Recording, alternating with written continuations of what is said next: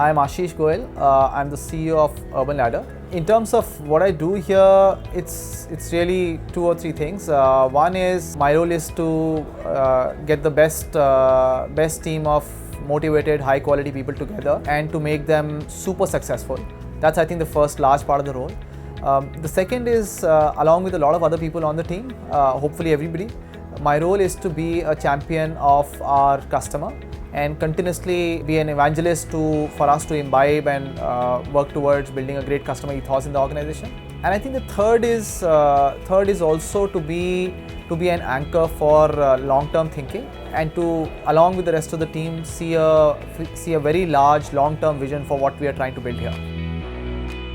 I think for a startup or even for a large company, especially for a startup, there are three things that I believe are super important. The first is building a strong culture and values, even as a young organization. I think is super important. That keeps everybody pointed. That helps everybody know that what are the fundamental blocks on which we are building everything. The second is defining the why. Defining the why of why a team exists, why we are doing this in the first place. That I think is super important. And I think the what and the how can easily follow if the why is very clear. Even in times of up and downs, if the why is clear, then it's a lot easier to define what you need to do. The third thing that's very important, especially this is a personal belief, is the power of focus. As a startup, the real problem is not about knowing what to do. The real problem is about knowing what not to do. And hence, keeping a very sharp focus, doing a few things but doing them well, I think is important. The fourth point, which is again, it's an overall belief system. My belief is that focusing on the product and the consumer solutioning and building everything up as a product, I think is central to success as a startup. And I think these are the four things. To recap, the four things that are important are defining the why and sticking to it, having focus, having a very strong understanding of your culture and values and sort of enforcing that. And the fourth super important point is, of course, defining a great product and working towards it. I think our business idea is pretty straightforward. That's about helping the Indian homemaker. The reason we exist is to help the Indian homemaker make their homes beautiful, and the subtext is comfortable. The reason I think we're unique is what we are trying to do is build a consumer brand which is a full stack integrated brand in the home decor space, and we are doing it wholly digitally. Now what is different is that this is a brand which stands for customer service, which is distinctive at a global scale. We are talking about a brand which is absolutely distinctive on design. So these are the two things which are special about us. These are fairly simple things, customer service and design, but I think doing them exceptionally well counts for a lot.